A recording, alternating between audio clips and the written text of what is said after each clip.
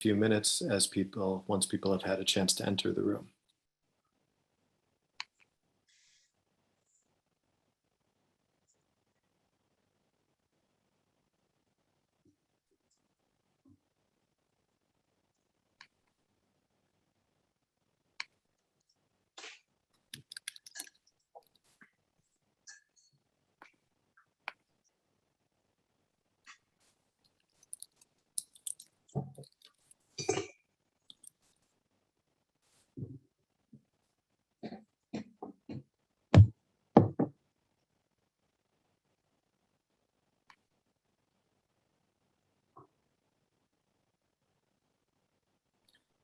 Good evening or good afternoon, good morning, depending on which time zone you're in. Welcome to our event today.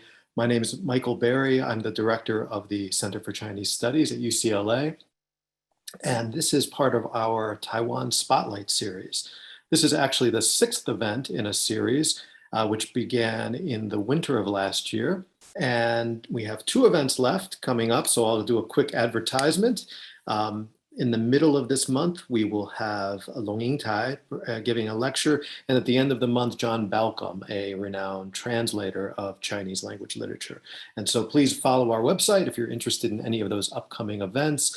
And I want to give special thanks to the Taiwan Academy and the Taiwan Ministry of Culture, which has graciously sponsored and subsidized this series of events. Today, we are very excited to welcome one of the most brilliant, creative, and imaginative writers in the Taiwan literary scene over the last 2 decades or so, as well as one of the most talented translators working on Chinese language literature over the last several years. And the format today will be 2 mini talks. We will begin with Professor Darryl Sterk and followed by Professor Wu Ming-Yi. After that, I'll get us started with a couple of questions and we'll quickly open it up to the audience. And so there is a Q&A box at the bottom of your screen. Please utilize that for any questions you might have.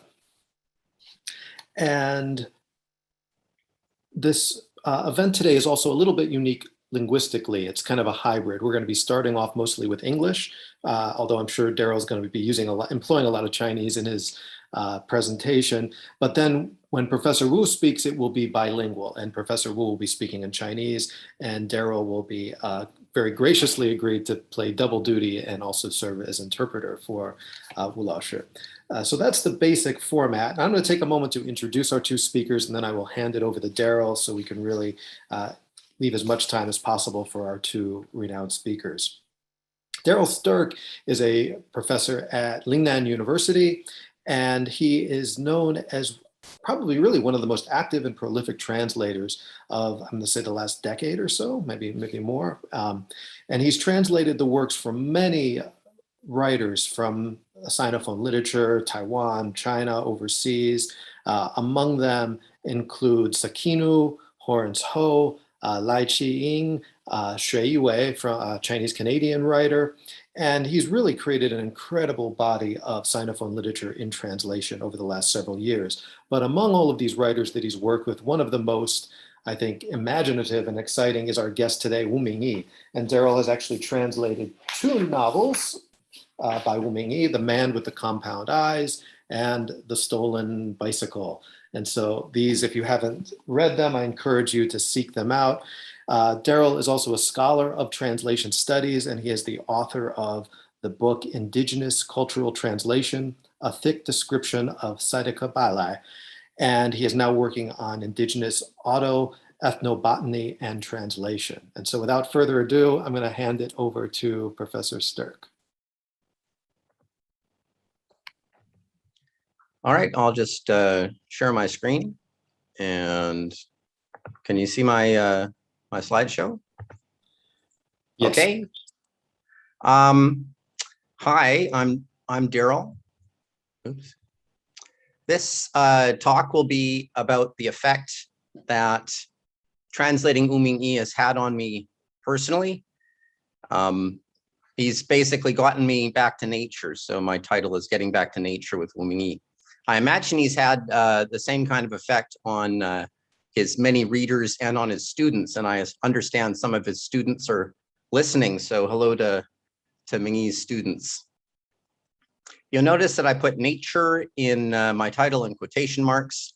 I put it in quotation marks because I've been reading a lot of ethnobotany, 民族植物学, and ethnobotanists love to point out that nature is a construct that humans invent to define their communities. So the word for community in Seediq, the language I've been studying, the Formosan indigenous language spoken in Taiwan, the word for community basically means fence.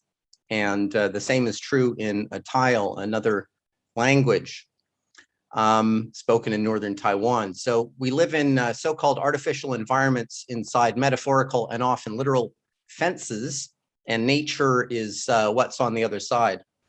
But as ethnobotanists are never tired of pointing out, there's nature in artifice and artifice in nature. So biologists are studying evolution in cities, and geographers are studying signs of prehistoric land use by indigenous peoples in so-called wilderness areas. There's a scholar in Taiwan called Ming-yi who's been making the argument that the wilderness in the mountains above Hsinchu in northeastern Taiwan has been shaped by a tile pre-modern slash and burn Swidden horticulture.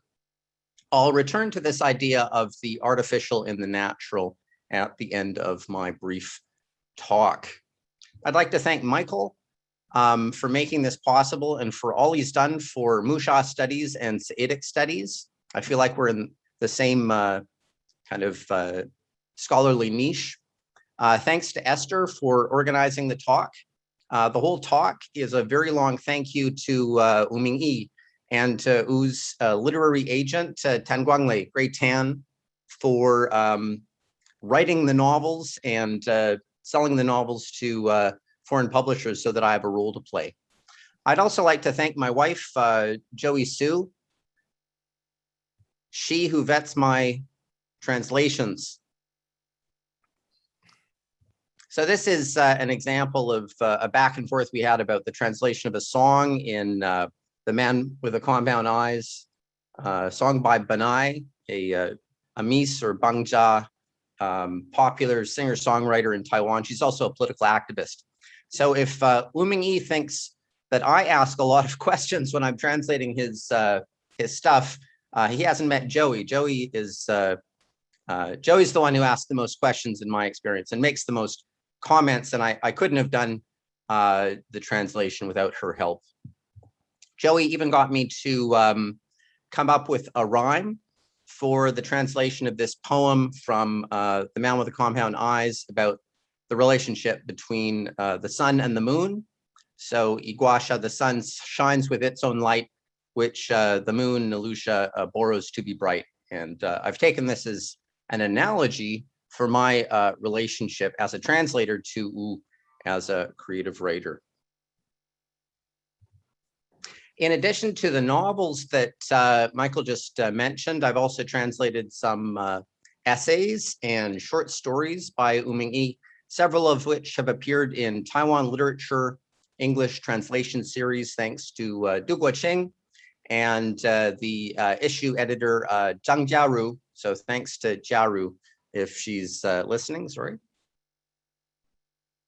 And having just written an article on The Man with the Compound Eyes as Indigenous themed environmental world literature for my friend Lin Pei, I'm happy to report that several scholars, not a lot of scholars, but at least a few, are starting to treat Wu Ming-Yi as environmental world literature. So Christine Moran in her book begins with The Man with the Compound Eyes, and Ben Holgate,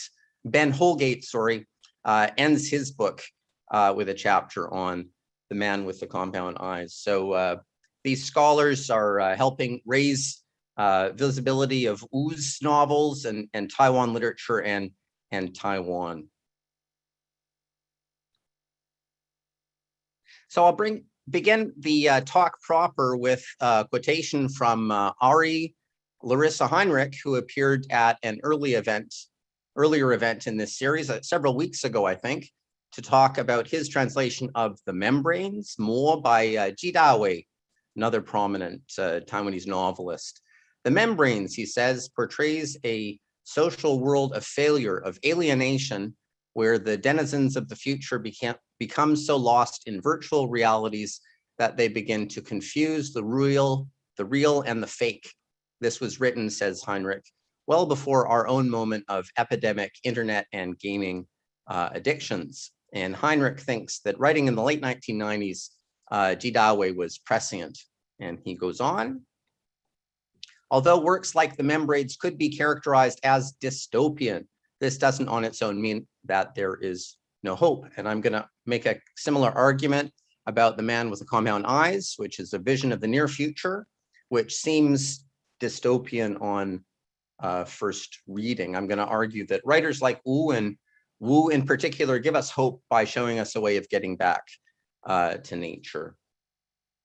But how does Wu inspire us to get back to nature when he's working inside the medium of text? For example, the opening sentence of The Man with the Compound Eyes in Chinese is 在西间水的潺潺声中，山突然发出 I can't see it with this in the way 发出巨大却像是来自遥远深处的声响. And that's the first translation I did, the draft translation, and the final translation. The trickling of water through the fissures in the subterranean rock was suddenly drowned out when the mountain made an immense but also somehow distant sound. I'm really happy with how this came out in translation. There's a pun on drown out, which can be oral about hearing, or hydrological about flooding, because in the opening scene in the novel, they're in this cave that they're actually trying to drill a tunnel through a mountain in northeastern Taiwan, and they're worried about flooding. But reading it again after about a decade after translating it, I feel a little bit trapped inside the text. In The Stolen Bicycle, Wu's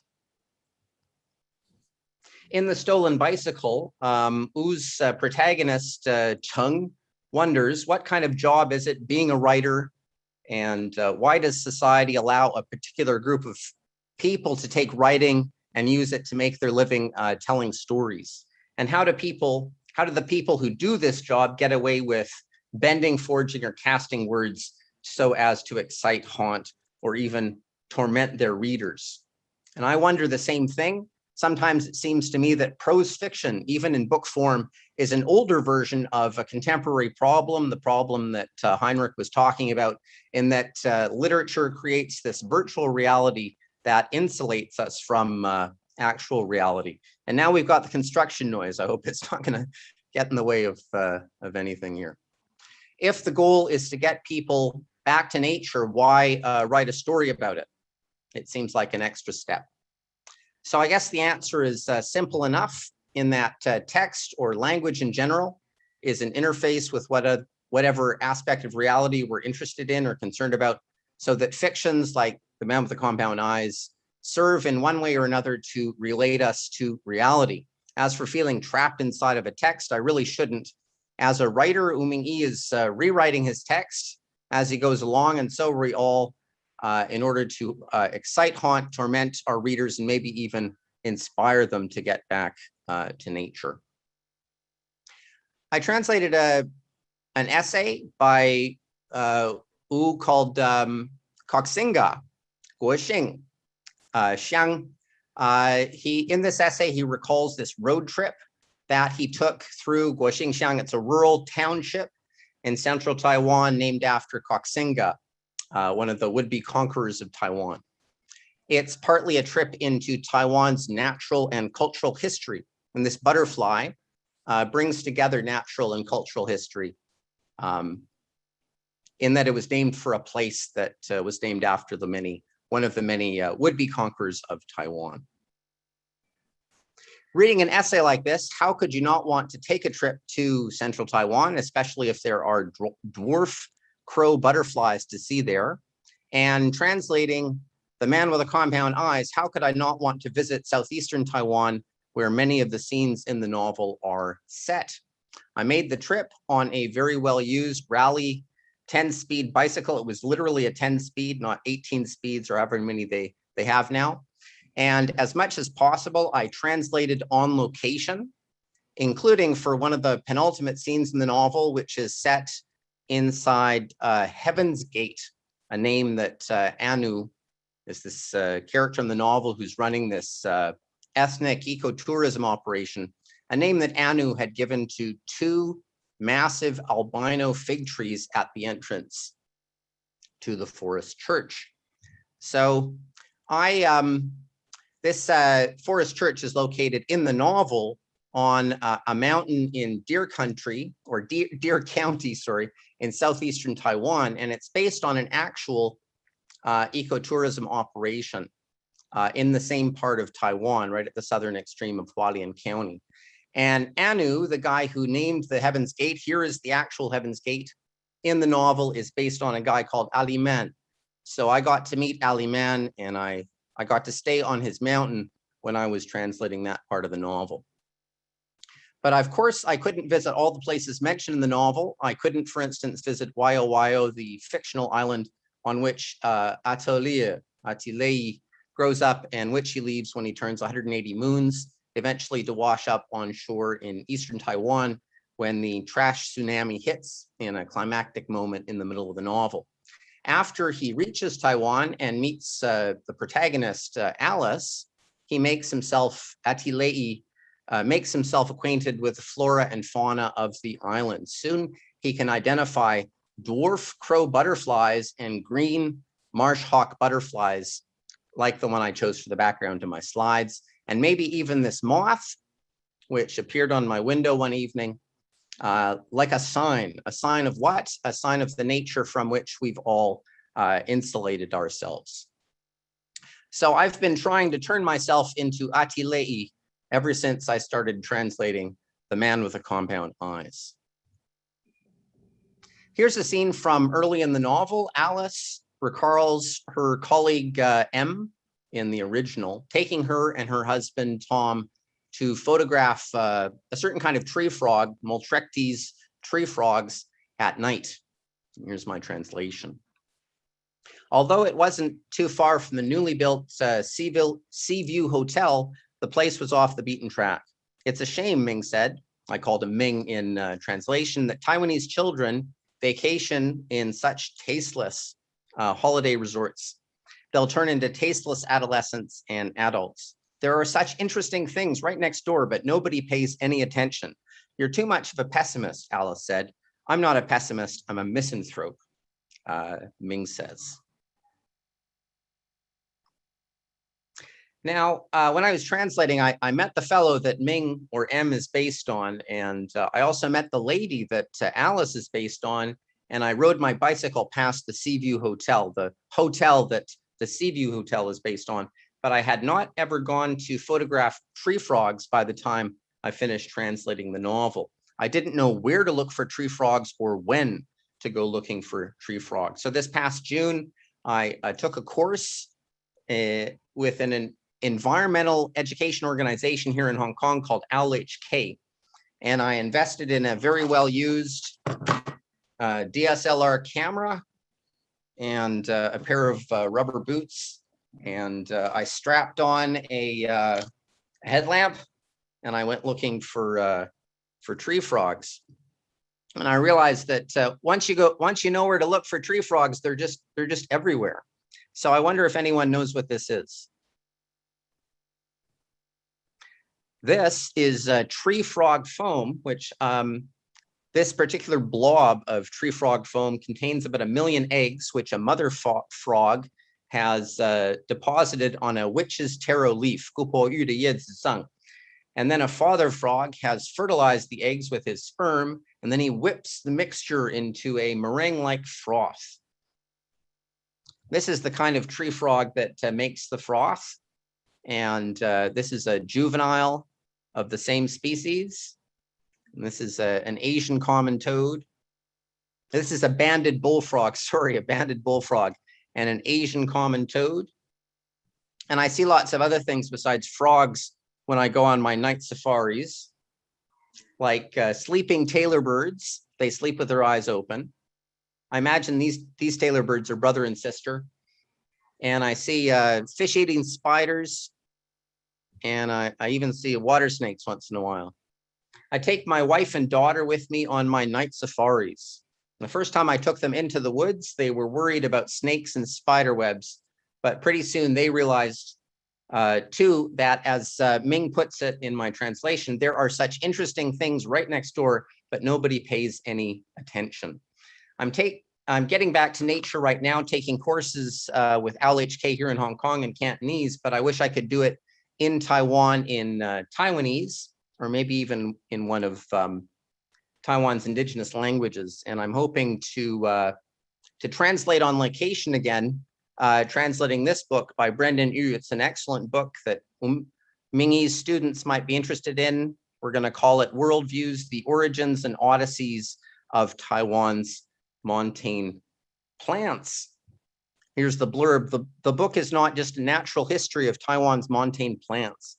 Every high mountain herb or tree discussed herein is a microcosm of global biogeography, adapting the first two lines of William Blake's poem, Songs of Innocence.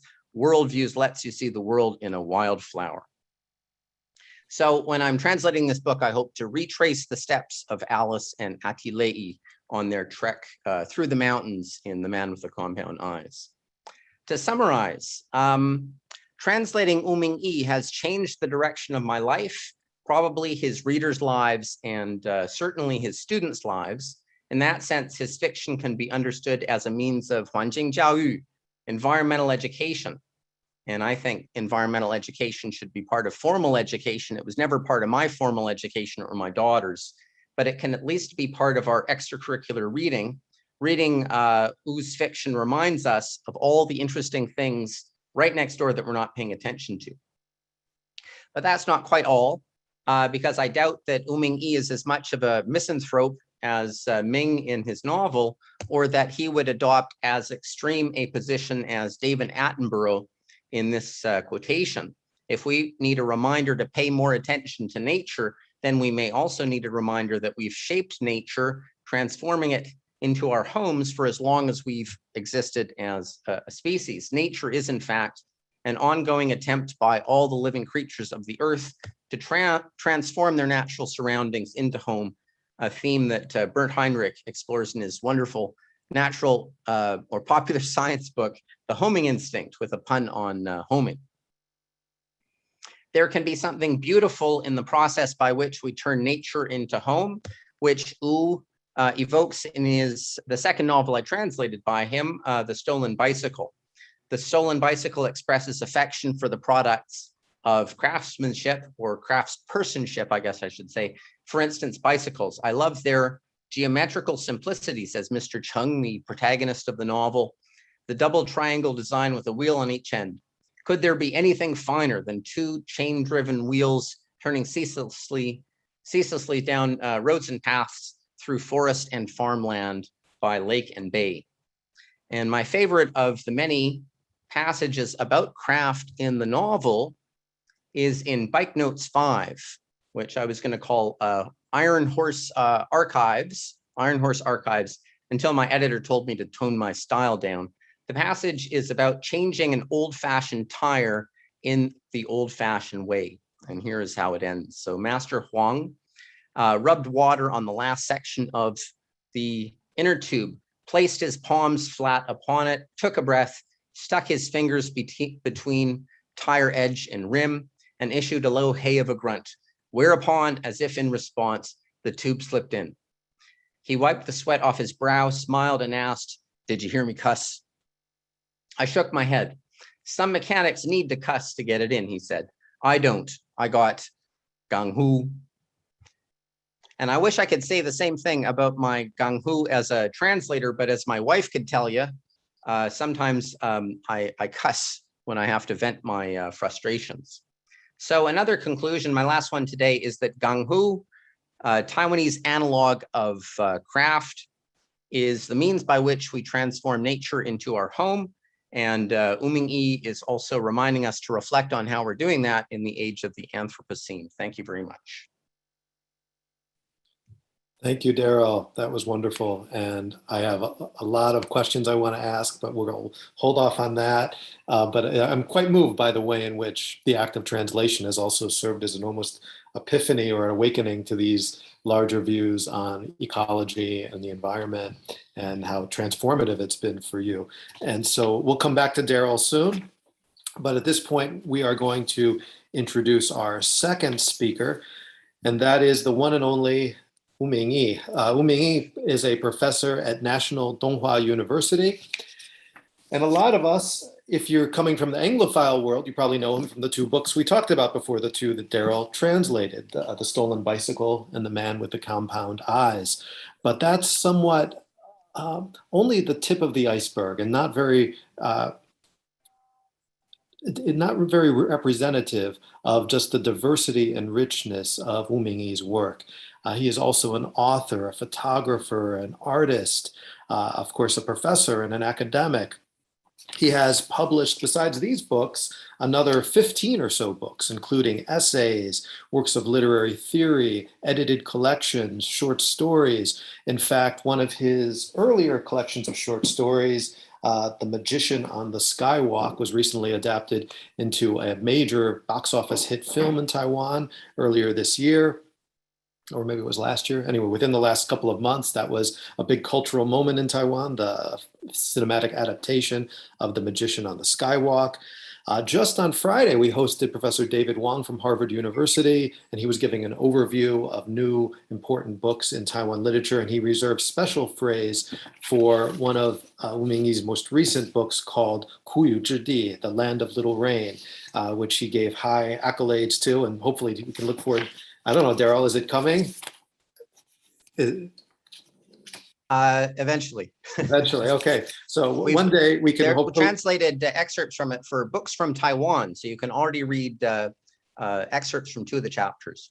Great. So you can look for those, and hopefully in due time, a full version of this will be available. But Wu Ming-Yi has just established himself as one of the few writers to break out onto the global scene and really create a new literary phenomena, and he has fans all over the world. And I think I'm going to end my introduction by actually reading a short quote from a review of Man of Compound Eyes by Jason Seehem from NPR. And I'm just going to read the beginning and end of the review.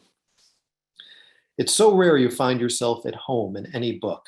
I mean, that's the soft sell, right? The promise rarely fulfilled of every story, that it will, for a moment or for an hour, lift you effortlessly from where you are and deposit you somewhere completely elsewhere. Like dreaming, like flying cross-country under the influence of pharmaceutical-grade narcotics, but to land again amid the pages, to look around and recognize the place you've come to as easily as you do in your own bedroom. To be able to curl up in the pulp and ink and know this invented place and every smell, every sound, that's magic. Especially when you've never even been to Taiwan. Especially when this Taiwan, the magical, spirit-infested Taiwan of Wu Ming-Yi's The Man with the Compound Eyes, isn't even the real Taiwan. And when the book wasn't even written in your language, not originally anyhow, when it is, in every way, a book can be alien. And I'm going to skip ahead to the conclusion of this review. I read it in 4 days, and then I read it again in 2.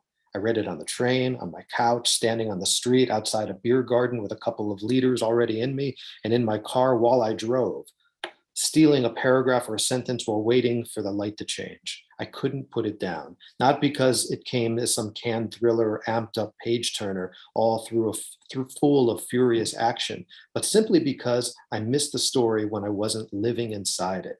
Because as distant and foreign as it was, as strange and ghost-racked, as miserable and beautiful and painful as it was, The Man with the Compound Eyes felt like home.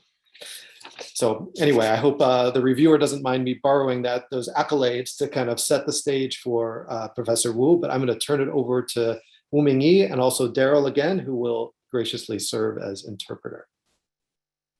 Thank you, Michael. Good evening or good morning, ladies and gentlemen. It's my pleasure to be here. I have to say sorry because I don't speak English fluently. Today I will introduce my novel, The Man with Compound Eyes and The Stolen Bicycle, both translated by Darryl Sterk. I will share some photos with you. Of course, I need there is Professor Darryl to help me. Okay.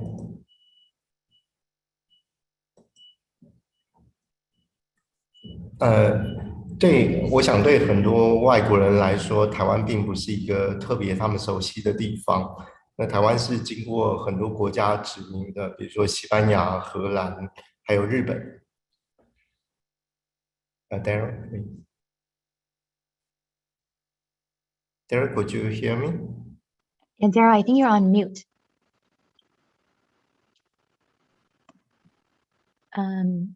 Your microphone. Oh, there you go. Sorry. Okay, can you hear me now?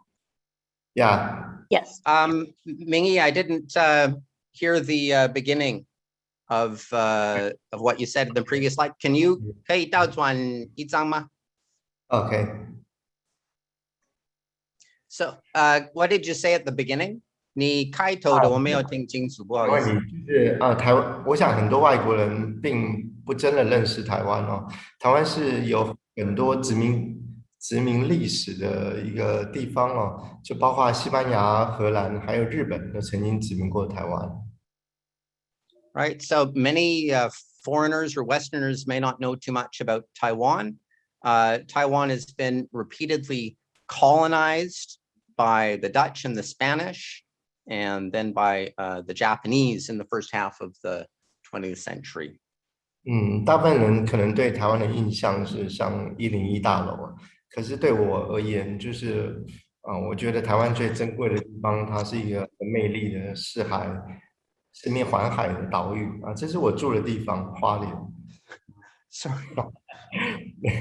Sorry. I'm sorry. 可以再来一遍吗？我拔掉我的音响，然后用耳机。现在。对很多人来说，他对台湾的印象就是101大楼了啊。不过对我来说，这个台湾最鲜明的印象是我在花莲面对的太平洋。Many people associate Taiwan with Taipei 101, for a time the tallest building in the world. But for Wu Ming-Yi, his first association is to the Pacific Ocean that he sees from the East Coast, where he teaches university at Dong Hwa University. 或者是像这些3000公尺以上的高山啊，还有就是台湾有很多非常优秀的电影导演。The other associations he has with Taiwan are the many mountains that tower above 3,000 meters above sea level, or many creative artists like the directors of Taiwan's new wave in the 1980s, like Edward Yang and Ho Xiaoxian. 那我有2本书是Darryl 帮我翻译的，一本就是复眼人，一本是《单车失窃记》啊。刚刚 Michael 有介绍过了，我很快的讲一下，就是这2本书的一些基本的架构啊。那复眼人是一本根植于台湾东部的一个小说，它关于就是人跟自然的关系。So I've translated 2 novels by Wu Ming-Yi, The Man with the Compound Eyes, Fu Yanren in the original, and 单车失窃记, The Stolen Bicycle. In our translation, The Man with the Compound Eyes, the first novel I translated, is about the East Coast and about man's relationship or humanity's relationship to nature. 所以小说里面有大量关于台湾的自然环境的描述啊，像是这些高山啦、海洋，还有原住民的文化。In the novel, there's a lot of descriptions of Taiwan's natural environment, the towering mountains, the sea, and he just showed the Qingshui Cliffs, the highest cliffs in East Asia, and also indigenous cultures. 但故事里面最主要的一个想法来自于，就是大概10几年前我看到报道，就关于这个北大西洋北太平洋环流里面的这个垃圾涡流，所以我就开始对这个议题产生兴趣。But in addition to these descriptions of the natural environment in Taiwan and indigenous cultures, kind of the idea for the novel came from a report that Wu Ming-Yi read about the Great Pacific Trash Vortex. 我开始想象，如果有一天这个涡流啊，北太平洋的垃圾涡流，如果冲到台湾来，它的情景会是怎么样？那现实上面，它确实也影响了很多太平洋上面的岛屿。And so he started to wonder, what if this trash vortex or trash gyre coalesced and crashed onto Taiwan? That's one of the main events in the novel.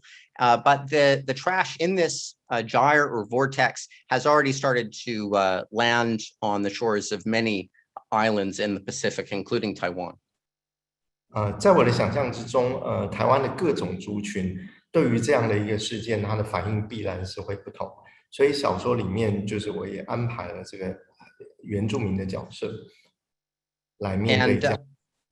Sorry, he was thinking that different groups of people in Taiwan would have very different reactions to the trash on the beach after the trash tsunami hits, including indigenous people or Aboriginal people. 那小说里面还有一个很关键的因素，是台湾曾经做过一个工程，就是关于这个贯通了台北到宜兰之间的山脉就我们叫雪山隧道，它是当时是世界第5长的隧道。And another inspiration for the novel was the drilling of the Xueshan tunnel with this tunnel boring machine. If you've read the novel, you know there's a lot of technical description of the geology and how the machine works. And at the time, as he said in the slide, it was the 5th longest tunnel in the world. 在小说里面，隧道或者是洞穴变成是一个很主要的隐喻，也就是如果通过某一样的东西，我们会达到我们的目的的时候，我们会选择贯穿过它还是绕过它。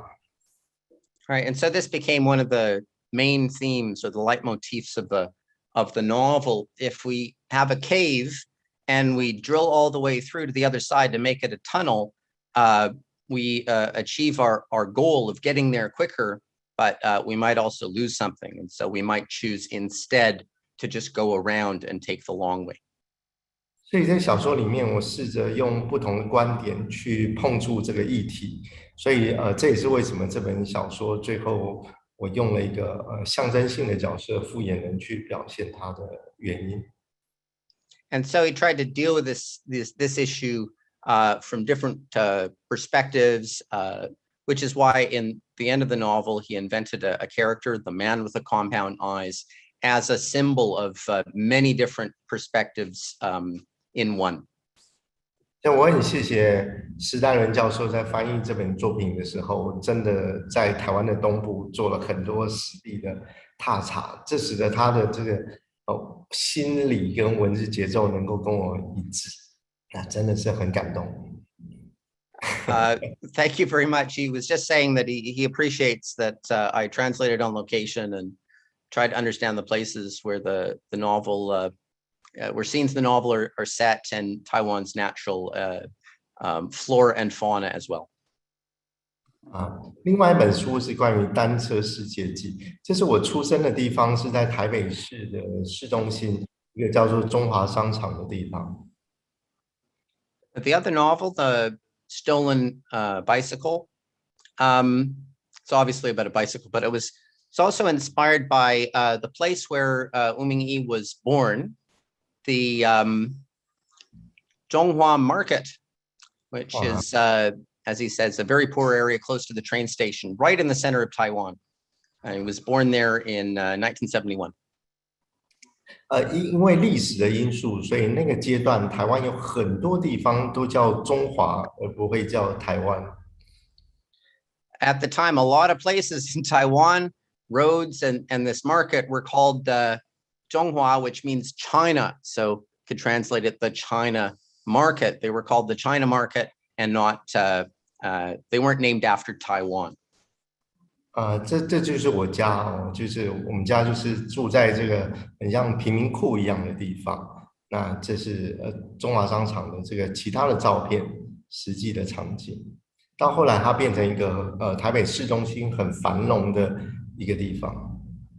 He was just showing pictures of his home. It's a picture of him in his family's store. His dad was a cobbler. His family ran this shoe store, and it was kind of like a slum. It was a very poor part of the city, but it was also a very lively and eventually prosperous part of the city because it was in a commercial shopping center. 这张照片是当时台湾的副总统层层的出殡的队伍，可能在民主国家你不会看到，就是一个副总统过世会有这样子的一个情形，所以可以看出当时的这个台湾的政治状况。This is a shot of the funeral procession in 1965 for Vice President Chen Cheng. And all the buses turning the corner there, and then all the people looking. And Umi imagines that this is not a scene that you would see in a democratic country, but this was typical for authoritarian Taiwan in 1960s. 但在这个中华路在中华商场里面有很多，就是当时从中国被迫移民到台湾来的外省人，可能他们本来是军人，但是被迫在这边做小生意生活。A lot of the people that he grew up with, a lot of the other residents of the China market were actually older former soldiers from China who were forced to retreat with Chiang Kai-shek from China to Taiwan in 1949 and 1950. And some of them ended up at the China market running small businesses, very, very small businesses like this fellow here. 所以我在成长的过程里面有感受到两边的巨大的伤痛跟矛盾，一个部分是被迫这个逃来台湾的中国移民，一个部分是要承受这个苦痛历史经验的。变成被抹灭的这个台湾本来住在台湾的这一群人。And so in the environment he grew up in, there was a lot of trauma felt by two groups of people in particular. First, these former soldiers who fought in the Chinese Civil War and had fought in the War of Resistance against Japan before that, and also Taiwanese people who fought for the Japanese, participated in the Japanese war effort, whose contributions or whose suffering could not be talked about in most of the post-war period. 在我父亲过世之后，我在他的抽屉看到一系列的照片，我才知道我父亲在13岁的时候曾经在日本制造战斗机，被征召到日本制造战斗机。很多这种台湾的历史，在过去台湾的教育里面，不会被教到，不会碰触，也不会有人去谈论。Right, so this is a photograph of his father. His father was one of those who contributed to the Japanese war effort. After his father passed away, he found photographs in a drawer, his father's photographs, and it was only then that he realized that his father, at the age of 13, had gone to Japan and worked in a fighter plane factory to make his contribution to the imperial war effort. 刚刚讲到那些历史，还有一个比较小的一个历史元素，变成主构成这部小说的骨干。这个部分就是有一头中国军从这个缅甸俘虏的大象。So we just talked about the kind of historical inspirations for the novel. There's another historical story that became an element in the novel, the story of this elephant here that was taken prisoner by a Chinese soldier in Burma and then brought to China and eventually to Taiwan. 这头大象跟着这个国民党的部队撤退到台湾来，最后变成台北市立动物园最受欢迎的一头大象。它也是有史以来在动物园里面活得最长寿的大象。我当时在想说，他经历过跟我父亲一样经历过的那场战争，因为大象是记忆很好的生物，他一定也记得那场战争的所有痛苦吧。Right, so like the soldiers that retreated to Taiwan with Chiang Kai-shek, this elephant, Lin Wang, came with them in 1949 and eventually became the star animal in the Taipei Zoo, and also became, I think, the longest lived elephant in the world.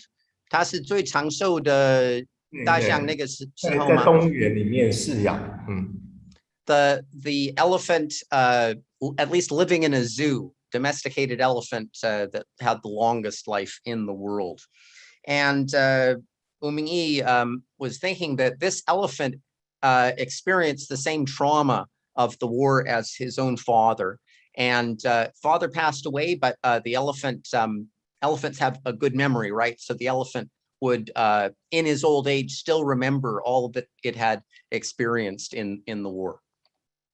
最后这头大象被做成标本，死掉之后放在这个动物园里面。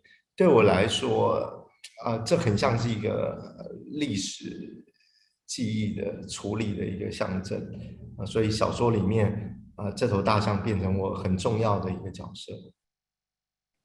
And after the elephant Lin Wang passed away, the taxidermists got their hands on it and went to work and turned it into a specimen. It's not called a specimen, but I can't think of what it should be called. Anyway, they preserved Lin Wang's body and put it in a building in the zoo. And Ming-Yi has put this in his novel. It's part of one of the bite notes chapters in the novel. And for him, it's a symbol of how people deal with history. It's one way of dealing with history. 这本小说里面还有一个元素，就是脚踏车。因为当时日军曾经骑脚踏车攻打马来半岛跟新加坡，所以脚踏车也是这本小说里面追寻的一个线索。Another historical element, or another way in which Wu Ming-Yi deals with history in his novel, is by writing about the war bicycles that Japanese soldiers rode when they conquered, at the time, British Malaya, and they went all the way down to Singapore. So these are bicycle soldiers carrying their bicycles onto the beach in Malaya. 所以这本小说就变成是像我这一代的人借由这些物件跟历史去追索那段历史记忆的一个故事这是我后来收藏的脚踏车。我为了写这本小说收藏。Yeah, so the novel is basically people of Wu Ming-Yi's generation. He was born after the war, 1971, so the war was a memory, maybe not quite a distant memory by that time. It's his generation dealing with memories of the war through objects like the specimen of Lin Wang, like Lin Wang's preserved body, and also like objects like these bicycles. And to write the novel, Wu Ming-Yi became a bicycle collector, and he didn't say this just now, but he also became a talented bicycle mechanic. He learned how to restore the bicycles, and he talks about this in several chapters in the novel. 啊，这两本小说大概就是这样子，这是我为这本小说所画的这个封面插图。And this is illustration that he drew himself for the cover of the novel. There's the elephant Lin Wang, and there's a war bicycle. 所以最后这个sorry Michael，我们有没有时间让我跟 Darryl 读一段他的翻译？我读中文，他读英文呢？没问题，没问题。5分钟啊。那最后就是我想为各位就是读一段特别是那个 Darryl 优美的英文翻译哦。那我觉得文学在挖掘这些伤痕，不只是铺路而已，而是你去听那些本来在历史里面没有被听到的声音。Okay, so we're going to do a reading about Lin Wang's experience in Burma and China.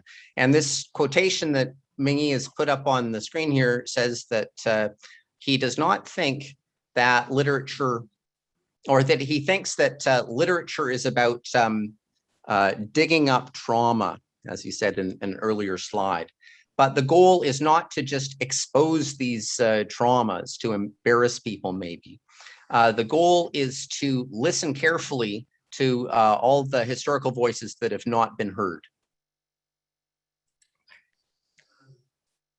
人类有一天会知道，像跟他们一样玩理解黑夜森林与基于伤心。当长老母象倒地时，其他的象完全停步，围绕着它。他们用长鼻摩挲彼此的背，发出不可思议的轻柔低吭声。夜晚气温逆转，较接近地面形成交加的传音层，那低吭声因此得以传到远方的山谷，而后又嗡嗡回响回营地。那被放大的多层次的影响，让一旁的士兵感到凄怆而温暖。他们体会到了象的伤心，因此也为自己伤心起来。他们想起了远方的情人与亲主，死去了同僚，曾经握着的阳具与枪的断背，以及不可能再长出来的眼珠。There will come a day when human beings will know that elephants too know night, forest, monsoon, and grief. When the matriarch collapsed, the other elephants all stopped in their tracks and gathered round. They stroked each other's backs with their trunks, humming with incredible tenderness. The temperature reversed at night, forming an acoustic layer of cool air close to the ground that conveyed the elephant hum to distant mountain valleys and returned it to the camp as a tremulous echo. The magnified, multi-layered echo sounded to the soldiers both mournful and warm. They sensed the elephant's sorrow and sorrowed for themselves. They remembered lovers and loved ones in distant lands, dead comrades, severed arms that had once gripped penises and guns, and eyeballs that would never grow back. 象的睡眠远比人类短，因此士兵们在那个悲伤的夜晚先行睡着。醒着的象站立，望着远方的星辰、山脉与树林，直到更深的夜让所有勉强活着的象都入睡。他们的鼾声逐渐绵长，逐渐和缓，就仿佛海潮环绕礁石所发出的圣乐。Elephants sleep for much shorter periods than humans, so the soldiers went to sleep first on that sorrowful night. The wakeful elephants stood gazing at distant stars, mountain ranges, and tree shadows until the deeper night finally put all the elephants who had managed to stay alive to sleep. Their snores grew gradually longer and steadier, like a sacred music that the ocean tide composes when it skirts a coral reef. 隔天一早，阳光出现，依照围成花粉，不到1毫米的昆虫四处飞散，世界迷蒙一片。士兵挖了一个巨大的坑，掩埋长老母象。此时排列最前头的母象发出低沉却明亮的反复音节，一声一声像阶梯般逐渐扬起，到最高峰的时候稍作停步，而后开始一句一句往下坡重归宁静。如是3回后，第2头象加入，2个音场相互回荡，接着是第3头象、第4头象加入。那既非合唱也非重唱，而是各自情感流动的即兴的哀鸣。却又像爱抚般彼此对话，眉头向前额比道，和头骨间微微跳动。空气中的声音有生命似的钻到士兵的身体里，渐渐膨胀，让他们感到难受、恐惧、不知所措。十几分钟后，那声音骤然停歇，领头的像迈开步伐，士兵们才发现自己满脸泪痕，连眼泪毫无目的性。因此，流泪的人感到前未所有的沉静与干净。When the sun rose the next morning, 100 million motes of dust and pollen hung in the air, and insects less than a millimeter long were flying everywhere, blurring the world. The soldiers dug a massive pit and buried the matriarch. At this, and it's a little bit garbled here, but I'll make sorry, Ming-yi. And the cow that's okay. Can you go back to the previous slide? 就回到那个 slide. 可以吗？ At this, the cow, I think it's just missing one word. At this, the cow who is first in line intoned and repeated a note, resonant and low, swelling up a flight of stairs, pausing at the peak before the second elephant joined in resounding counterpoint. Then along came the third elephant, and then the fourth. It was neither chorus nor ensemble, but a spontaneous song of grief, a flood of powerful feelings, a dialogue of loving consolation.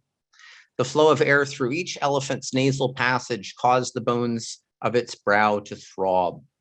The sound in the air seemed alive as it bored into the bodies of the soldiers, swelled up, leaving them feeling agonized, terrified, not knowing what to do.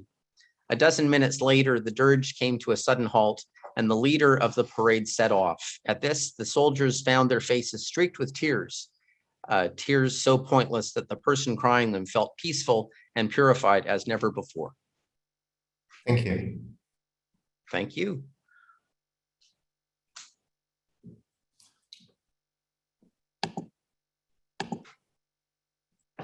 Thank you both. 吴老师报告结束了吧？是。谢谢您，谢谢。So now we're gonna switch to our kind of Q&A section of the program. Again, we don't have too many in our queue right now, so it's a great chance. If you have a question for Darryl or Wu Ming-Yi, please post your question in the Q&A. And as we're waiting for questions to come in, I'll ask a few to get us started. Maybe I'll start with Darryl.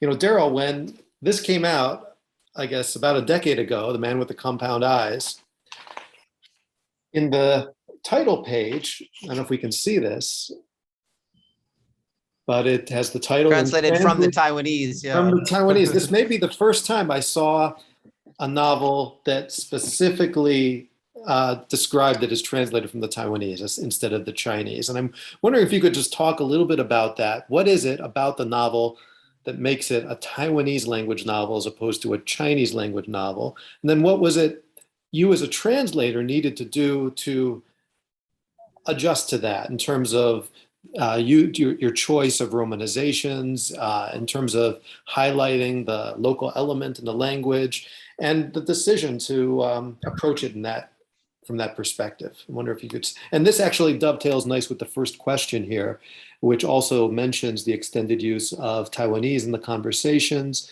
And it says, I'd only read the Mandarin version right now and saw your cuss example of the profanity there that appeared in one of the sections of your PowerPoint.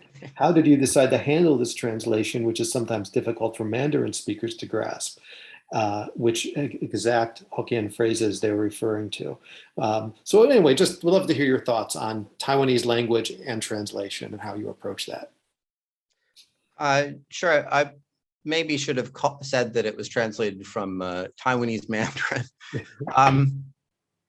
I'm a bit, 我对 Chinese 这个字有点感冒, so I'm pretty sensitive about the word Chinese. And so for the language, I prefer Mandarin. But if anything, postmodernists have reminded us all how hybrid we are, including the languages we speak. So the novels Ming-Yi that writes are basically in Taiwan Mandarin, but there's a lot of Taiwanese, especially in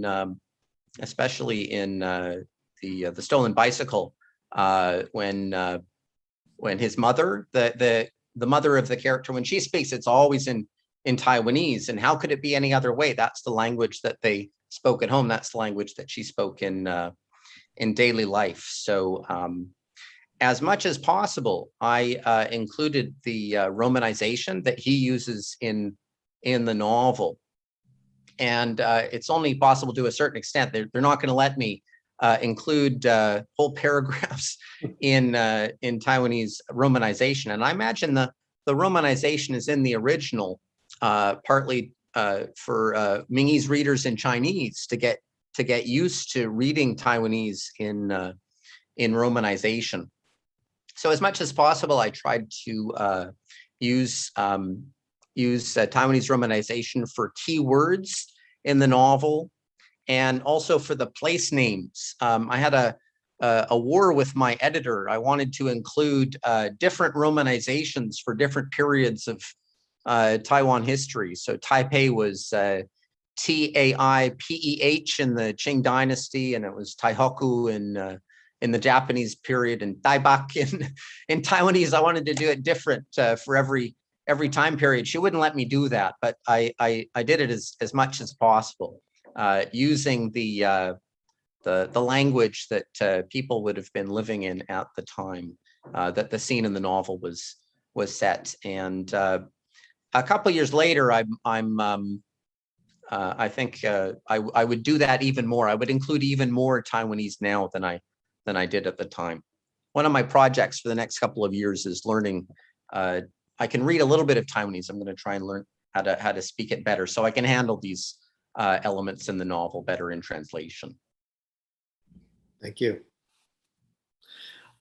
下一个问题是向吴老师提问的，就是您的作品里头好像是跟不同媒介会有很多的互动啊，比如说物质文化，刚刚提到那个你收藏很多自行车，还有艺术，你像你自己的绘画，像前面都已经给我们看过，你这个封面都是自己的画图，能不能都谈谈您的文学本身跟不同艺术媒介的这种互动关系，它如何互相影响或产生火花，或者我就很想向你多听听这方面的问题。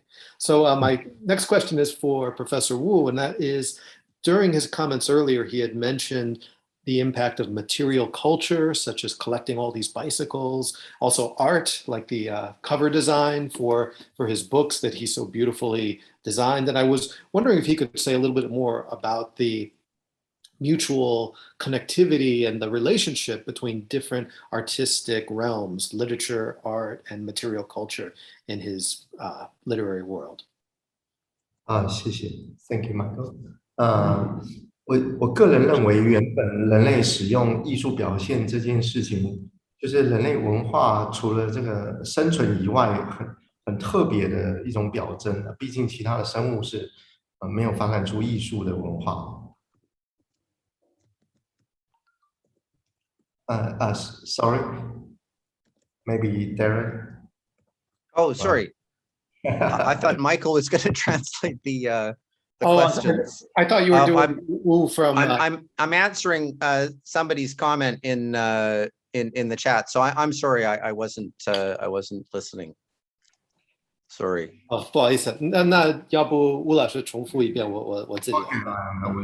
我重复一遍，就是我认为艺术是人类文化里面非常特别的部分，因为毕竟其他生物是没有发展出艺术的，大部分的生物还是生存是最主要的一个目标。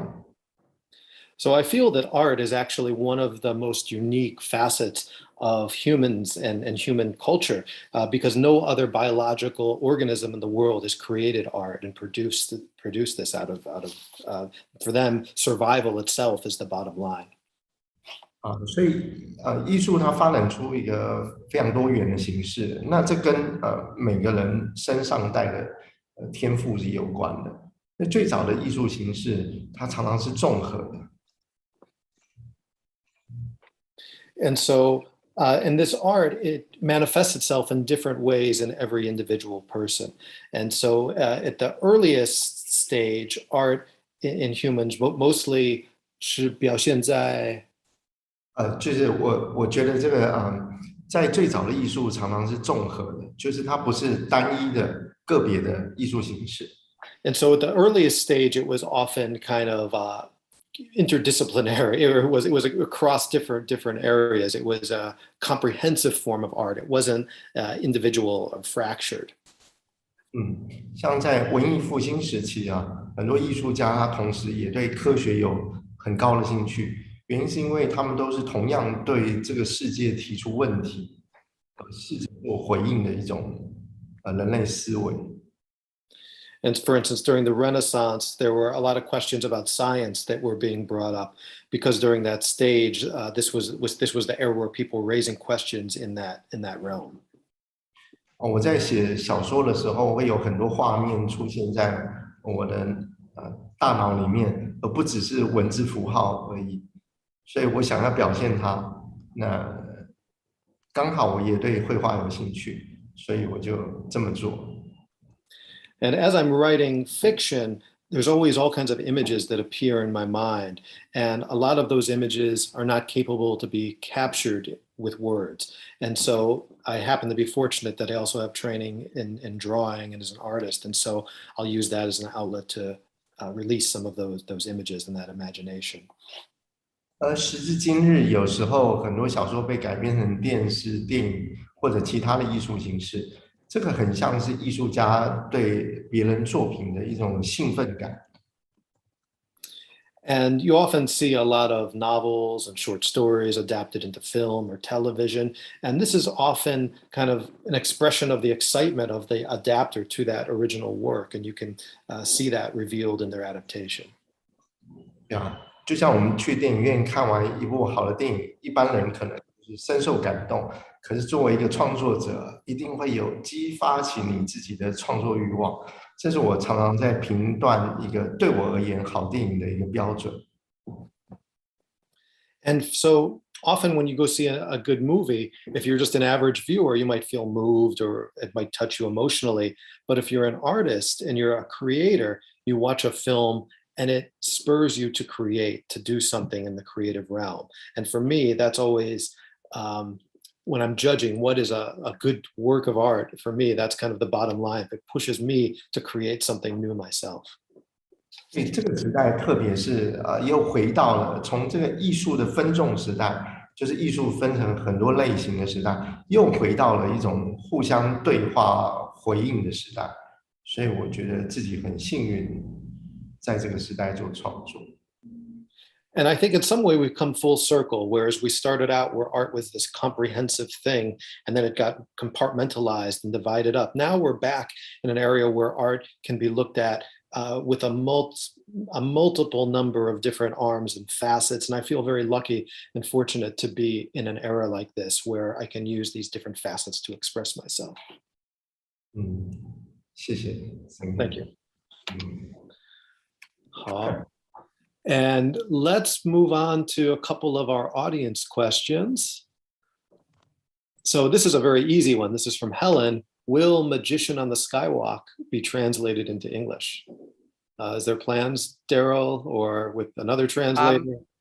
I talked to Gray about this, Wu's literary agent, Tan Guanglei, and he mentioned that there were plans in the works. So I think that if we're just patient, both Magician on the Skywalk and Kuyu Zidi.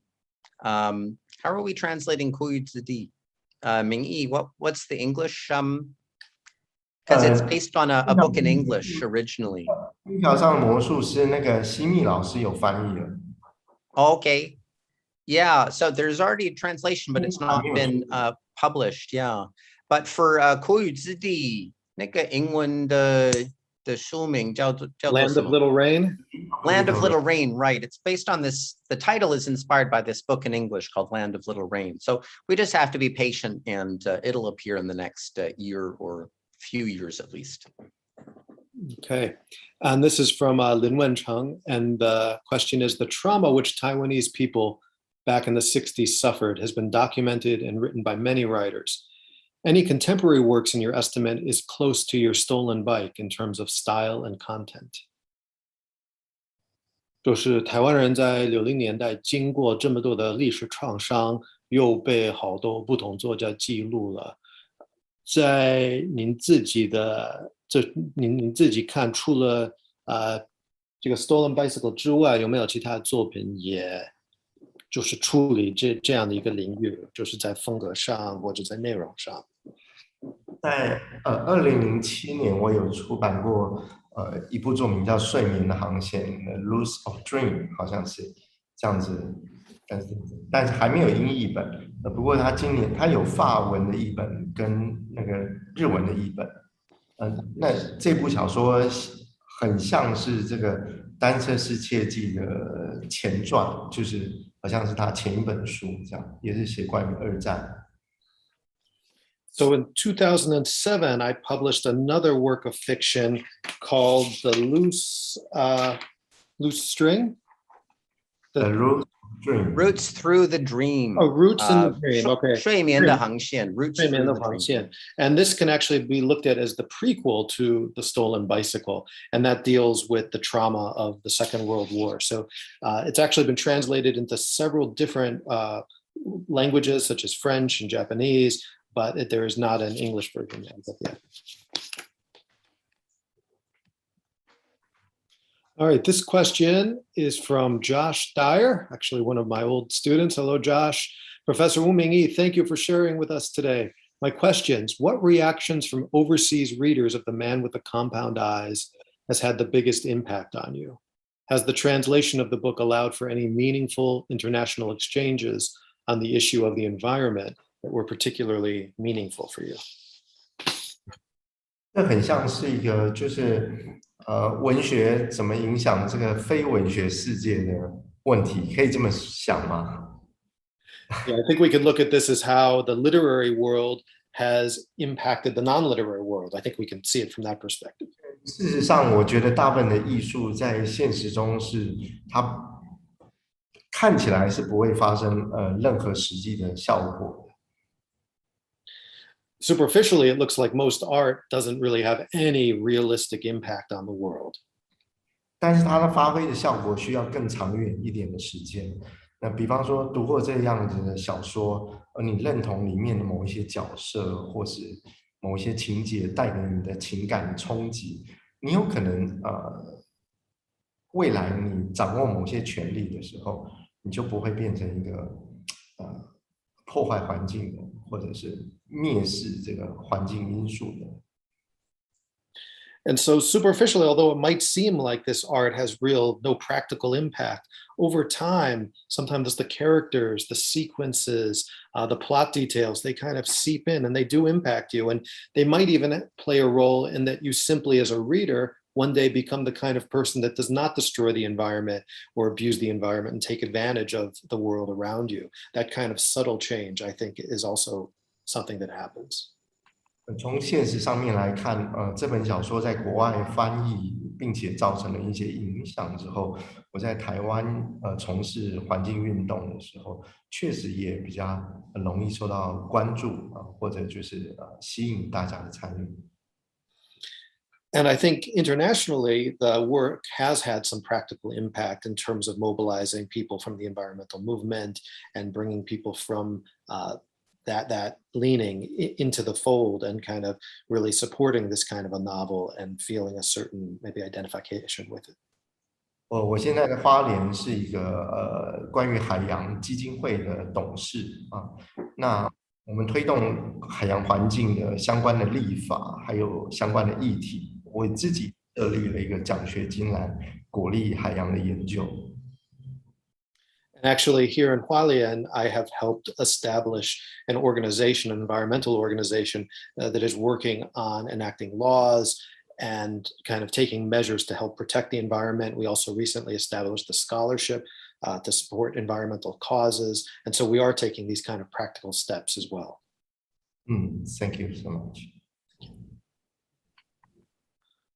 All right. There's a few more questions, but before I go there, I just want to pause because this is kind of a rare chance for the translator and the author to maybe ask each other any strange questions you've been wanting to. I know Darryl said he asked Wu Laoshi hundreds or thousands of questions over the years, but is there anything in a forum like this that you've been dying to ask Wu Laoshi? Is there anything Wu Laoshi一直想问 Darryl 的问题，但是一直觉得没机会？I don't have anything I need to ask, and I said before that I asked too many questions when I was translating The Man with the Compound Eyes, and so for the Stolen Bicycle, I basically didn't ask many questions at all. Like as a reader, as a translator, you're the reader, so you got the reader's responsibility to figure it out for yourself, especially what it means. You can't ask a writer what he thinks it means. You got to make meaning of the text yourself. I just hope that Ming-Yi is doing well and that he's making progress on his next novel. I've read a short story apparently related to it. I don't want to say anything about it before it's published, but I just hope he's feeling productive and happy. 我自己个人的话，有的时候就是因为身为一个创作者，译者很像是我们最亲密的一个艺术上面创作的伙伴。我其实没有办法完全的掌握说我的每一位译者他的翻译是不是就是我原本创作的，但是我尊重每一位译者。但是我最想问译者，不管是 Darryl 或其他语言的译者，就是你们真的是有被我的作品感动吗？是真的喜欢我的作品吗？因为这是很喜欢啊。我太太可以跟你说，我 frustrated 的时候，我一般我不会骂脏话。我碰到瓶颈的时候，我一般不会骂脏话，但我常常会流眼泪。在修改我的译文的时候，修改第10次一样会感动。譬如说，在《单车失窃记》，他收到日本那位小姐的信，在提到他父亲的故事，我也觉得很感动啊。谢谢 Maybe Darryl. So let me just translate Wu Laoshi's question real quick. So often as a writer, the closest kind of partner that we have is our translator. And I've worked with many different translators over the years, and I so respect what they do. But I've always had in the back of my mind the wondered to myself whether or not they really like my work and they've really been moved by my work. And Darryl, do you want to give an English version of your answer? Yeah. When I first, I'll say something I didn't quite say. When I first translated, I thought I was going to get attacked if I didn't translate every word. I mean, it's not possible to translate word by word, literally. Literal translation is impossible, but as much as possible. And the more experience I get, the more I sometimes let myself go a little bit. So to try to really make it work in English, you might add a little bit and cut a little bit and change the order a little bit. But what Ming-Yi was also asking about was, as Michael just said, whether as the translator you like what you're translating, and sometimes you don't like it that much. But I love reading Wu Ming-Yi's stories and translating them, and I find them poignant and affecting and moving, and they're moments in a movie, 催泪的那个场景, where the filmmaker and novelists do this too, is trying to get you to cry. Tearjerker moments in a novel, and I feel the same way that the author is hoping the reader should feel. I cry even when I am revising the translation for the 10th time. It affects me, and I try to put that in the translation. For example, in the Stolen Bicycle, when this lady in Japan is writing a letter to Mr. Chung, the protagonist in the novel, about her her father, a zookeeper who died trying to save this elephant that they hid in caves under the Grand Hotel in Taipei. It's just so well done that I can't help but feeling moved. Thank you. This one is a practical question, and it's directed to Wu Laoshi, but I'm going to use it to both of you. The question is from Phil Xie, and he says he's surprised by the fact that Wu Laoshi is also a professor. And how do you juggle professional life as a professor and also all the different creative demands? And I think Darryl's in the same boat. He's a full-time professor, he's teaching, but he's also very prolific as a translator. And I think especially for our students who are writing their PhDs or doing their MA thesis, and they find it so difficult, the burdens of academic life. Could you share a little bit about how you balance creative life, whether that be writing or translation, with all of the teaching and administrative things you do at the university? Thank you, Xie and Michael. 我想其实没有办法很好的平衡，大部分的时间都是很痛苦的，因为在有限的时间里面。做创作这件事情跟当教授这件事情是有一些矛盾跟冲突的。So actually, there's no way to balance it. It's quite torturous, actually, to try to bring these things together. The whole notion of trying to balance creative life and the professional life is there's internal contradictions that are built into that system. 所以像我现在的状况的话，我一个星期可能有3天必须花在学校里面，我又照顾我快90岁的母亲，所以实际上每周的写作时间大概不到半天吧。And so right now my situation is that each week there's about 3 days I'm at campus to take care of all of the various academic affairs and students and teaching. And then I also have a 90-year-old mother that requires a lot of care and attention. And honestly speaking, there's only about half a day each week that I can fully devote to creative writing right now. 但是我想世界上有很多作家面临比我更困难的状况，他们有的还需要逃亡，有的受到这个国家的压力，压迫他们不得写作。可是艺术的这个热情会使得你愿意去燃烧自己的能量。At the same time, I'm also very conscious of the fact that there are a lot of writers out there facing much more dire difficulties and challenges that I face. There are some that are forced to be on the road as, what's the word? Not migrants,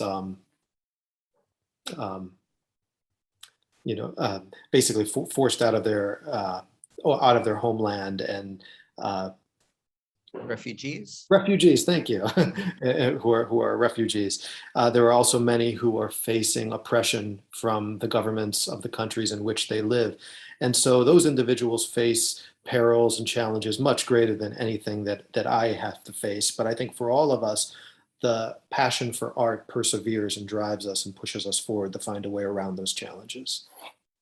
相对之下，我面对这个创作跟教授这2个职业，我只需要在我创作的时候用写论文的态度去面对我的作品，而在我写论文的时候，用创作的一点浪漫感去面对那个枯燥的体制。And another kind of tip that I've developed is that when I'm doing my creative writing, I use part of the mentality that I bring to writing an academic essay to the fold to kind of push me forward and give me the discipline to complete it. At the same time, when I'm writing academic essays or academic books, I try to bring a little bit of that romantic creativity from my fiction writing into academia to make it not so boring and kind of just rehashing the same model that everybody writes. And so that's a tip that I often use. Thank you so much. Darryl, how about you? What's your tip? Secret? I agree with, or I feel the same way as Ming-yi does, especially having children. We both had daughters, not at exactly the same time. I think my daughter's a couple of years older. When you got kids, it changes your perspective about a lot of things and takes up a lot of time, and it can be exhausting. So it makes juggling academia and other things that you're working on, for me, translation even more difficult, but it puts them into perspective as well. So past couple of years, I finished the book that you mentioned at the beginning, Indigenous Cultural Translation, and I agree with what Ming-yi said about writing academic work as if it's creative writing. You got to try and put oomph into it. It's got to have emotional oomph, and it's not just an intellectual exercise. And now that I finished that book, I don't feel so much pressure to publish anymore.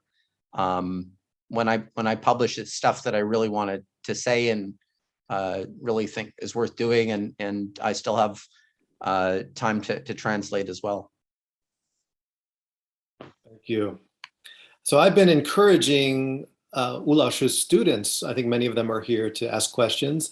And now it's time to 兑现, to kind of cash in on that promise. And so this is from Li Lusheng and 几位老师，你们好，我是吴明益老师的学生，有2个问题想问。第一，单车失窃记与复眼人，即使是中文版，都有相当厚度的小说，而普通认知的是将中文译成英文后，字数或段落的长度可能会变高。不好意思，我眼睛不行。想请问，在翻译的时候，如何在翻译的同时，使书本仍维持一本书可支持的厚度呢？第二个问题是，如果字数是个问题，那对于台湾现在有志以中文写作的小说创作者，我们应该以中文书写多少字数，对于推荐到非华语世界会比较有利呢？ So this is a two-part question. I'm not sure how clear that was.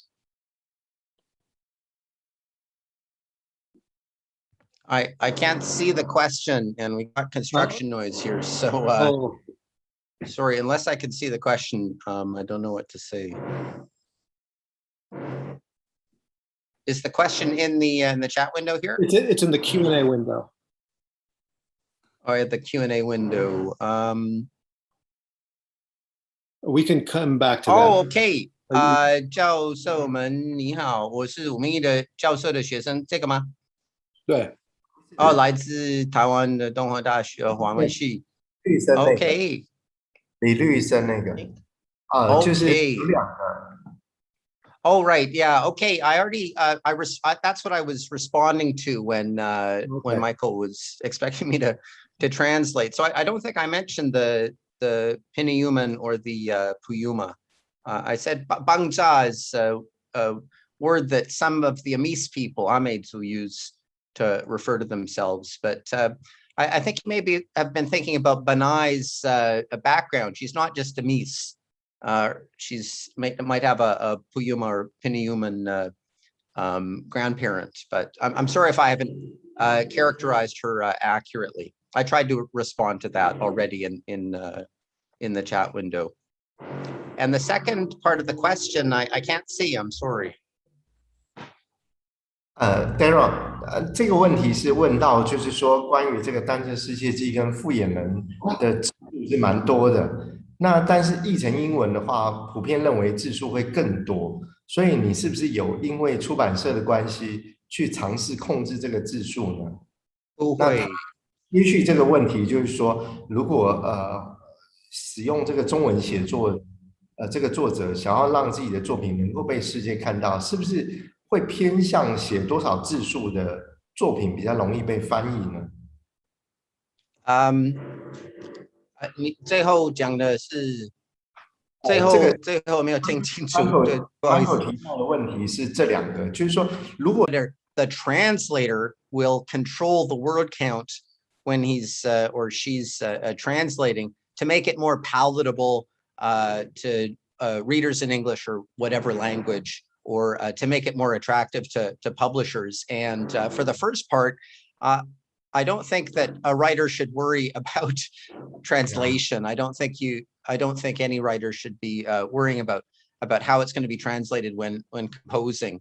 What do I know? But I imagine just focusing on composition is gonna work better, and not how it's going to be received by people halfway around the world. For the second question, we translate it. We do pay attention to the word count. I've got Microsoft Word will tell me how many characters the original is, including punctuation, and then how many words my English translation is. And if you've got a ratio above 0.7 words per character, you're probably over translating it or translating it too literally. So I think for both Fuyanren and 单车失窃记, the ratio came out to be about 0.6 or 0.65, somewhere in that range.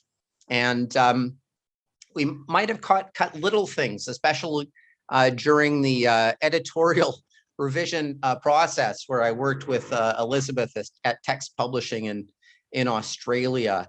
But we don't go and cut chunks of text out or entire chapters or rework things unless we have permission from the author and unless it needs it. Some translators, like Howard Goldblatt in print, has written about having to deal with texts that should have been edited in Chinese, but were not edited in Chinese. And he felt to introduce it to readers in English-speaking world, he had to make big changes.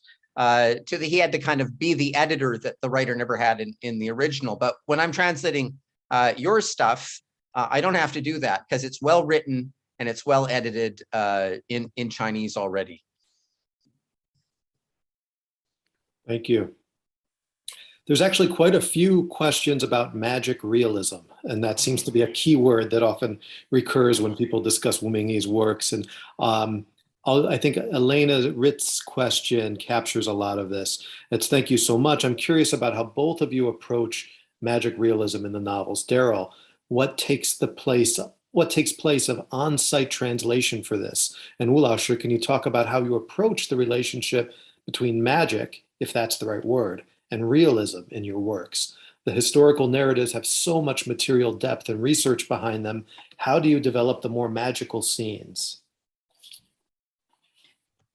Hi, Ileana. Nice to see you here, or hear you here. I use my imagination. So I think we're both study Indigenous peoples, and so you look at the songs that they sang and the stories that they told. It's not just realistic. It's not just about the environment around them. It's highly imaginative, and through these magic realist songs and stories, they're understanding their place in the world and what they're doing. For magic realism in contemporary creative writing, I just got to do what anyone else does, use my imagination. In The Stolen Bicycle, Ming-Yi talks about the three pillars of reality in a work of fiction, like in a novel. So there are 7 parts imagination, 3 parts that actually exist. So even the magic realist episodes are based partly on Ming-Yi's knowledge of reality and his experience of reality. Thanks for your question. 对我而言，就是现实中本来就有很多就是超乎人类我们自己逻辑上面想象的事情，即使是非常非常寻常的人生里面都很常见。For me, in our reality every day, there's always these things that happen that are kind of outside the realm of the logical. Even in the most average, mundane life or daily activities, these things happen. 对所有的生物而言呢，人类有一个很特殊的能力，就是人类可以假设自己在做某一些事情，进到某一个时空里面，而这个文字符号发明之后，更可以让我们把这个这个在脑袋里面的世界让它呈现出来。And among all the various biological organisms in the world, humankind is unique in that they can do this what if. They can have mental scenarios where they imagine themselves in places and times and scenarios outside of their everyday reality. And after the invention of language, they were able to augment this and take it even further through the powers of literature and the imagination. 我3岁的女儿，她每天都收拾她的行李，带了什么样的东西，还有带她的狗狗。事实上，她没有养一只小狗，没有，她并没有养，我们家并没有狗。可她会说，她带着她养的狗狗要准备去阿里山爬山了。某一座山，台湾的一座山叫阿里山，她要去阿里山爬山，她会准备她的行李。她会说，她有一只狗，事实上没有一只狗，她沉浸在她创造出来的。那个世界里面 Little children live in a magic realist realm of their own fashioning. Yeah, so take, for example, the example of a 3-year-old child who doesn't have a dog, but every day is preparing luggage for the dog to go on this trip to Ali Mountain, this mountain in Taiwan. There is no dog, but they live in this world of the imagination. 在我的小说里面，我必须写作很多我的人生没有经历过的事情。And in my career as a writer, there's the necessity to write about a lot of things that I've never personally experienced. 有的时候，我们借由一些无生物或其他的动物来替我们陈述的时候，可能更接近于那个倾诉者的情感跟心情。And sometimes if we utilize animals or other biological organisms to kind of serve as a conduit or as a metaphor for what we're trying to express, that can be even more powerful than what we would do directly. 在土耳其作家那个帕慕克的作品里面，他的尸体也可以讲话，钱币、一匹马、一幅画，都可以陈述这个世界万物。In the works of the writer Pamuk, corpses can speak. I mean, all these fantastical things can happen. All of that becomes a possibility. 所以在我看起来，我并不是在找到一个现实跟这个魔幻之间的关系，然后放到我的作品里面，而是我个人认为，这些事情、这些叙事、这些想象、这些空间，它就是并存。So in my work, it's not that I'm looking for some kind of bridge between the world of reality and the world of magical realism or the magical. In my narratives, these things exist side by side. Thank you so much. Thank you. And I'm seeing if maybe, how are we on time? Maybe we'll have one final question to see us out. If either of you have a question you find particularly interesting you want to answer, let me know. Otherwise, I will pick one.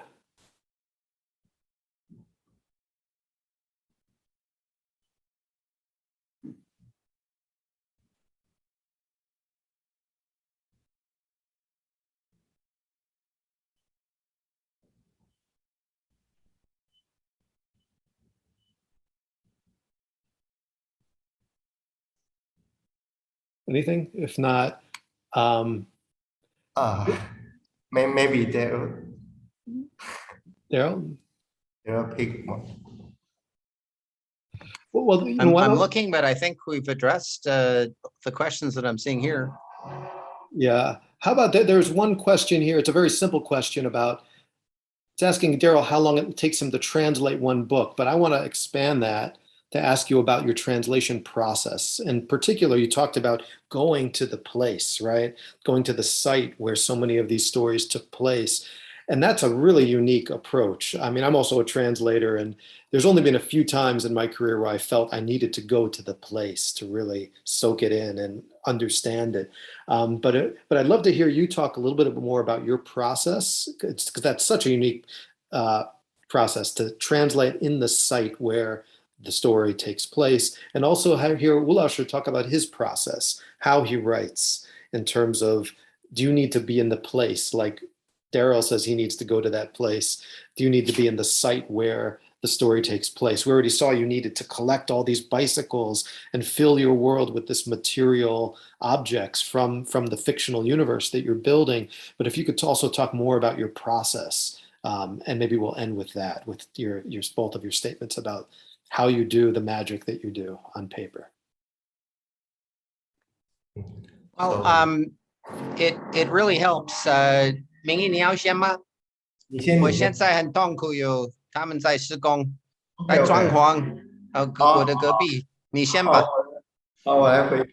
所以 Michael， 你的意思是要我谈一下，就是我创作的一个历程嘛，是吗？对，可以按照某一本书就举个例子，或者就是你一般的写作的一个状态，写作的一个过程是怎么回事？那么，因为写长篇小说跟写短篇小说是完全不一样的一个工作。像写短篇小说的话，你自己脑袋里面有一个灵光画面是非常重要的。So one thing, short stories and novels, completely different experiences. And for short stories, this kind of rush of creativity is very important, quite crucial.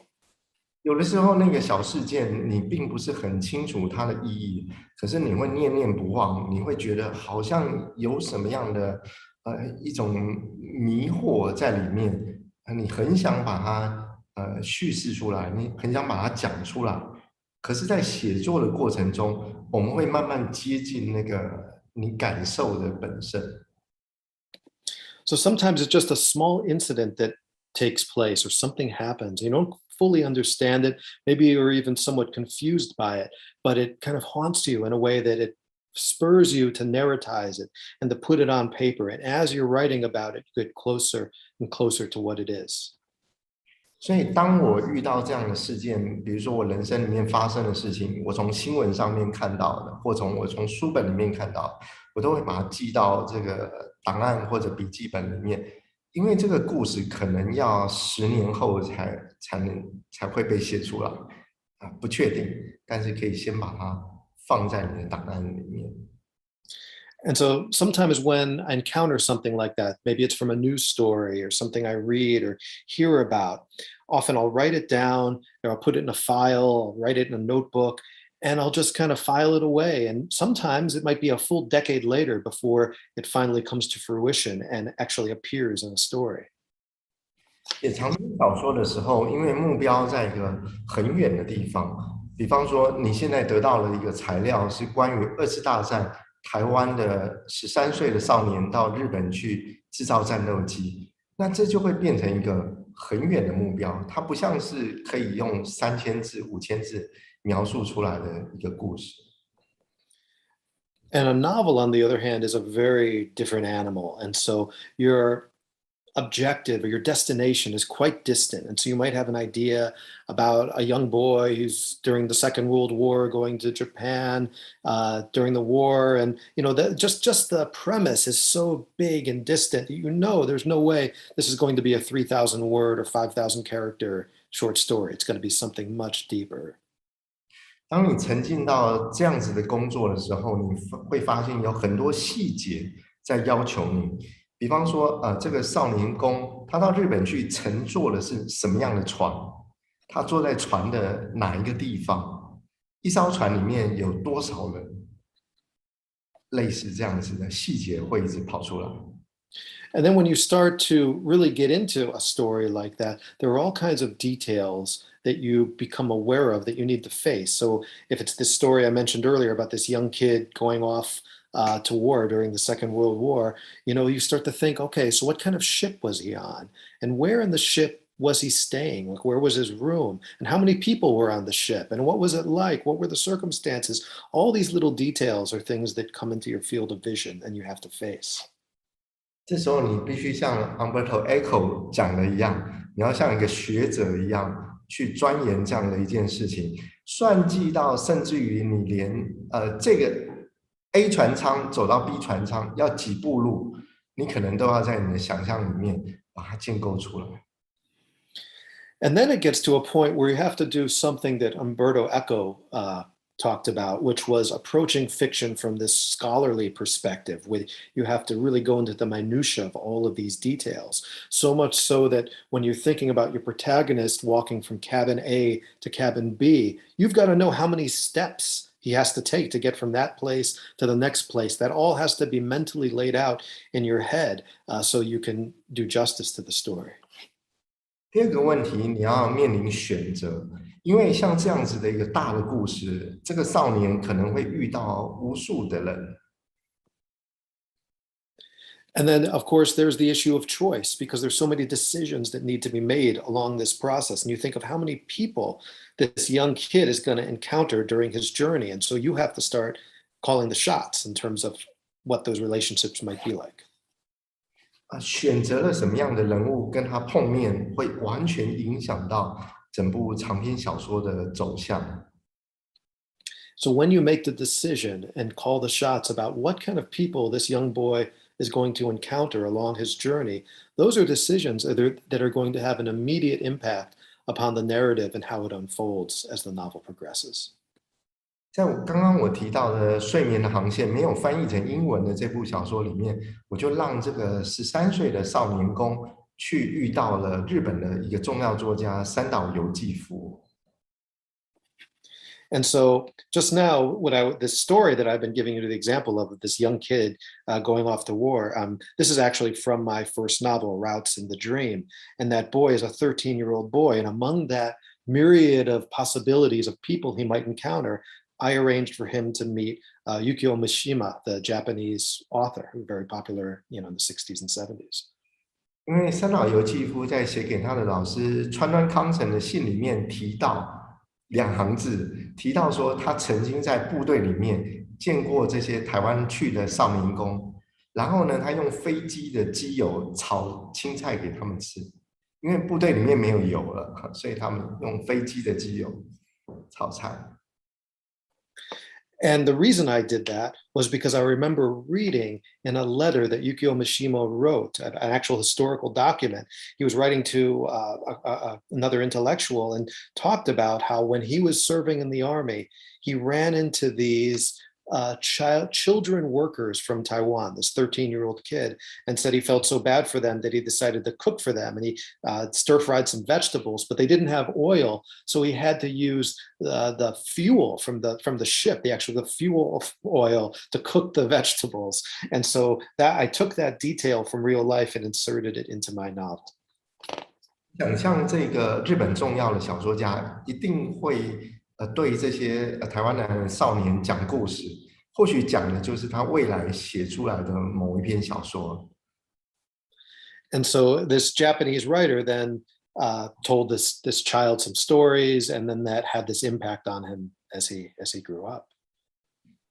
一个备受争议的、很受争议的，然后日后为了日本的某种军国理念而自杀的这个三岛由纪夫这位作家，放到小说里面，跟一个台湾被殖民地的13岁的少年宫碰面，它的意义并不是我去创造的，但是读者会开始感受到那个大历史的时代的那种无限的感伤，某种感伤。And so when I put these together, this Japanese writer who, extremely controversial figure who would later take his own life for kind of nationalist causes, and this figure Yukio Mishima, putting him together with this colonized boy from Taiwan, a 13-year-old. A lot of people think that I was kind of creating something new here, but that's really not what was happening. Instead, I'm displaying this kind of melancholy of history itself, of the macro historical forces that have been playing out. And that's what I think a lot of readers are left with. 因为时间的关系，我就举这2项因为这2项很主要的原因，所以我写的长篇小说几乎都是在图书馆里面。因为如果当你想到要做一道意大利面的菜，即使你让小说里面的人物做一道意大利面菜，你也马上有一本食谱可以拿来参考一下。And so for now, because of time limitations, I'm just going to give you these two examples. But in short, usually when I'm writing novels, I spend a lot of time in the library, because if you want to create a great Italian dish, you need a good recipe book, and you've got everything you need in the library. And that's what I rely on for so much of these historical details. Thank you. Thank you. Darryl? We're still renovating next door here, so this is my world right now, and how long it takes me to translate depends partly on the quality of the environment that I'm in. I wouldn't be able to work very quickly right now. I talked about translating on location as a way to get outside the text and feel the materiality of the place and the kind of the vibe or the ambiance. Remember translating in train station in Hualien, and then train stations all the way south. I followed the railway when I was heading south on my bicycle. I don't translate in the library, but I learned as a freelance translator very early on that everything you've experienced and everything that you've learned is going to come in handy sooner or later. So I was a technical translator for a while in the 2000s, and so when I was translating all the parts about the tunnel boring machine, I felt like I was coming home, because I'd spent a lot of time working with text like that, highly technical, written for fellow engineers, so not written for ordinary people to understand. So I know what it's like to try to figure out text like that. Just now, Ming-Yi was talking about nian bu wang de qingjie, and I feel like that when I'm translating fiction, because you kind of start to live in the world of the novel, and every you're walking around during the day, you're taking a crap, or you're in the bath, and you're thinking about it constantly, and then suddenly, eureka, the right way to translate it comes to you, and it's like Paoding Jianyo in Zhuangzi. You realize that the solution to your problem is effortless, as long as you got the knack and you know how to do it. A way of handling the problem comes to you, and you cut through all obstacles, and at least temporarily, you feel like you found the right way to translate it. Of course, when you go back and revise it, it doesn't always seem so great in retrospect, but yeah. All right, thank you, Darryl. That's the process I go through, and I'd like to say thank you again to my wife, who's been listening to me to go on and on here for the past hour and a half. She often checks the whole translation beginning to end, not once, but 2 times, to make sure that it's accurate and to make many suggestions about how to make it better. Thank you, Darryl. And I think with that, we've kept our speakers almost 2 hours. So I want to thank you both so much for sparing your precious time, our audience for being with us, Esther Zhou, our Assistant Director, and of course, Taiwan Academy, Taiwan Ministry of Culture, UCLA Asia Pacific Society, Center, Asia Pacific Institute for their co-sponsorship. And we'll see you at our next event. And thank you all so much. Thank you. 谢谢。